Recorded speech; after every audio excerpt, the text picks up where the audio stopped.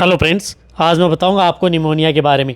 यदि आपके पशु में यदि निमोनिया हो जाता है तो क्या ट्रीटमेंट करना चाहिए, यदि आपके पशु में इस प्रकार की यदि दिक्कत हो जाती है तो।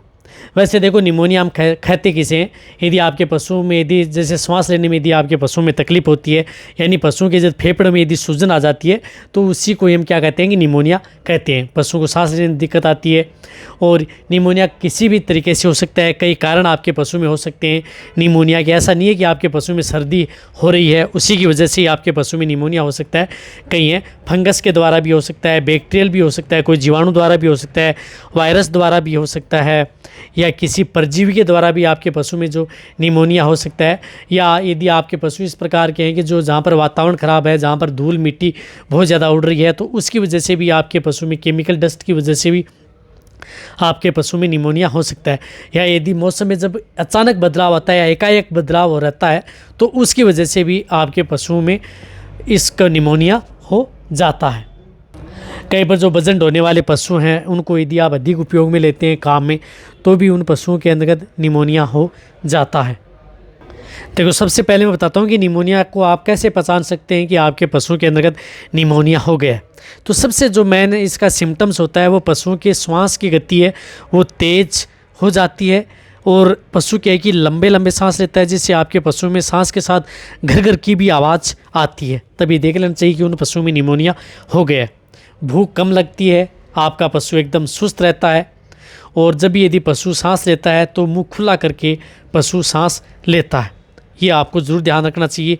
यदि आपके पशु में जब निमोनिया है वह श्वास नली तक यदि बढ़ जाता है, कई बार यदि ज़्यादा बढ़ जाता है तो उसमें क्या है कि पशुओं को खांसी भी आना स्टार्ट हो जाती है। और निमोनिया की वजह से ही आपके पशु में नाक से जो पानी आता रहता है, पतला पानी आता रहता है, यानी डिस्चार्ज सा निकलता रहता है।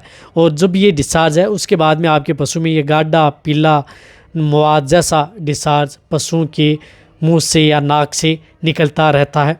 और शुरुआती स्टेज में इसमें क्या है कि निमोनिया के अंतर्गत पशुओं का जो टेम्परेचर है वह बढ़ जाता है, यानी टेम्परेचर इन में पशुओं का बढ़ जाता है। तब ये देख लेना चाहिए कि आपके पशुओं के अंतर्गत निमोनिया हो गया है। तो ज़्यादातर इस तरह के मौसम में बहुत से पशुओं में इस तरह को देखने को मिलता है। अब इसका डायग्नोसिस हम कैसे कर सकते हैं कि इन पशुओं को यदि निमोनिया हो गया है, तो जितने मैंने जो सिम्टम्स यदि आपको बताए हैं वह सिम्टम्स के आधार पर आप पहचान सकते हैं कि आपके पशु में निमोनिया हुआ है या नहीं हुआ है। या यदि आपके पशु में जो नाक से जो डिस्चार्ज आ रहा है, मवाद सा पीला सा डिस्चार्ज आ रहा है, उसकी वजह से भी देख लेना चाहिए कि आपके पशु में निमोनिया हो गया है। निमोनिया का क्या ट्रीटमेंट करना चाहिए, कौन से इंजेक्शन वो लगाने चाहिए, क्या करना चाहिए, वह मैं आपको मेरी टेबल पर लेकर के चलता हूँ।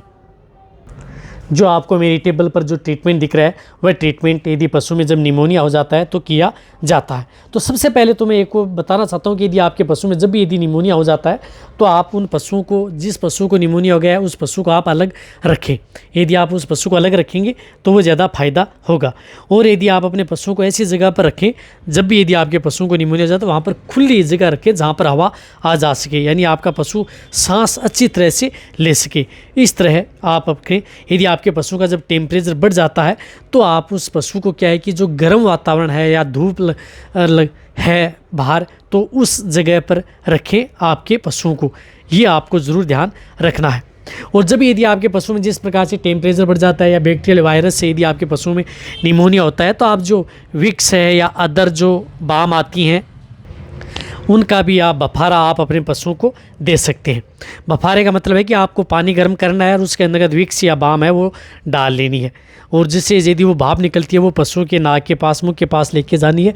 वो दिन में यदि आप 3 बार करेंगे तो आपके पशु को बहुत ज़्यादा रिलीफ मिलेगी और आपके पशु में सांस लेने में भी दिक्कत नहीं होगी और आपका पशु ठीक होने के चांस ज़्यादा रहेंगे।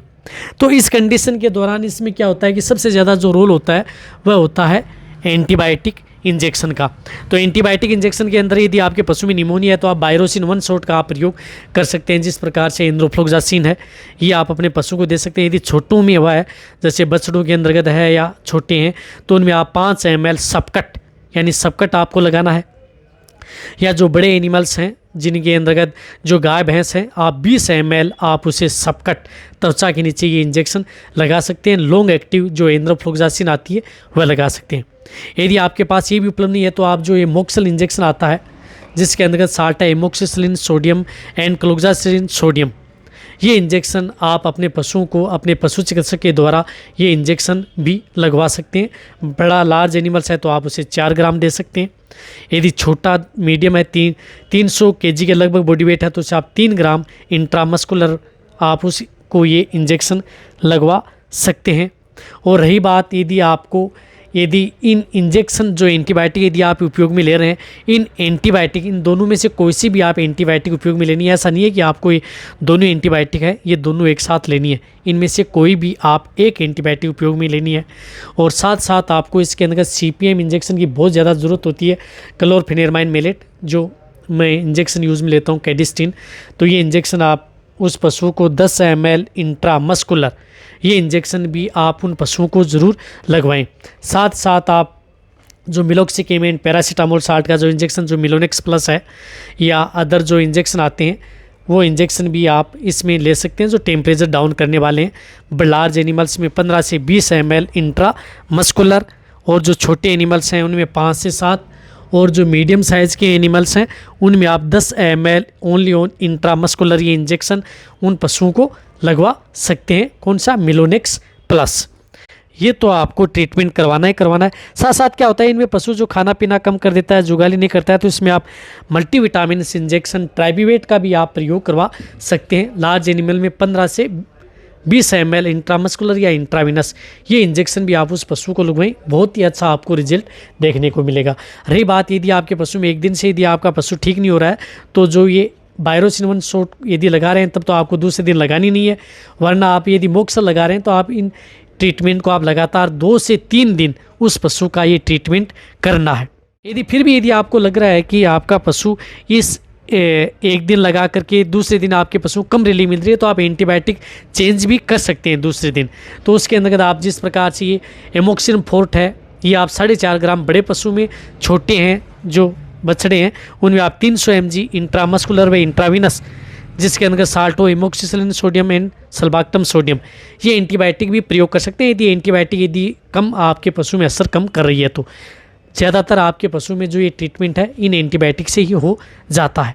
लेकिन फर्स्ट दिन यदि इंजेक्शन लगा करके आते हैं या ट्रीटमेंट करके आते हैं उससे रिलीफ मिलती है तो आप रिपीट कर सकते हैं, वरना यदि आप उसको चेंज भी कर सकते हैं दूसरे दिन एंटीबायोटिक को, ताकि आपके पशु में जल्दी रिलीफ मिले। क्योंकि कई बार आपके पशु में लंग्स में बहुत ही ज़्यादा सूजन आ जाती है या हो जाता है तो निमोनिया की वजह से आपके पशु में तकलीफ बहुत ज़्यादा हो जाती है।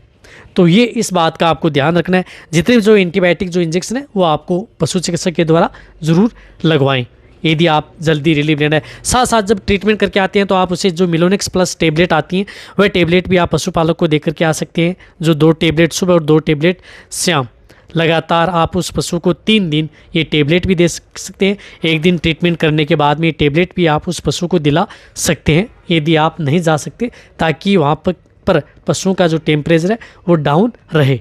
यदि आपके पशु में पैरासाइट यदि निमोनिया हुआ है, परजीविनाशक निमोनिया हुआ है, तो आप उस पशु को जो लार्ज एनिमल्स हैं उनको जो ये हाईटेक आता है लिक्विड ये 100 ml उसे सुबह खाली पेट भी दे सकते हैं, तब आपके पशु को और भी अच्छा रिजल्ट आपके पशु में देखने को मिल सकता है।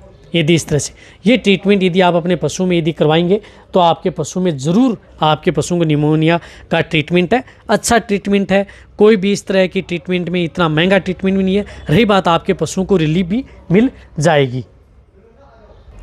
शॉर्ट तरीके से एक और बताना चाहता हूँ कि यदि आपके पशु में एक दिन से यदि आपका पशु ठीक नहीं हो रहा है तो लगातार आप 3 दिन भी प्रयोग कर सकते हैं। एक दिन यदि आप एक ही दिन यदि आप उस पशु का ट्रीटमेंट करके आते हैं तो जो लॉन्ग एक्टिव जो एंटीबायोटिक होती है वह इंजेक्शन आप प्रयोग कर सकते हैं। यदि आप उस पशु का 2 से 3 दिन ट्रीटमेंट करवाना चाहते हैं तो आपको ये जो लगातार जो एंटीबायोटिक आती हैं इस तरह की एंटीबायोटिक भी प्रयोग कर सकते हैं, वरना आप लॉन्ग एक्टिव भी है ऑक्सीटेट्रासाइक्लिन एल है वो भी जो है इसके अंतर्गत निमोनिया के अंतर्गत बहुत ही अच्छा रिजल्ट देती है। तो कोई सी भी एंटीबायोटिक को जो अच्छा रिजल्ट देने वाली हो वह एंटीबायोटिक इसमें प्रयोग ज़रूर करवाएं।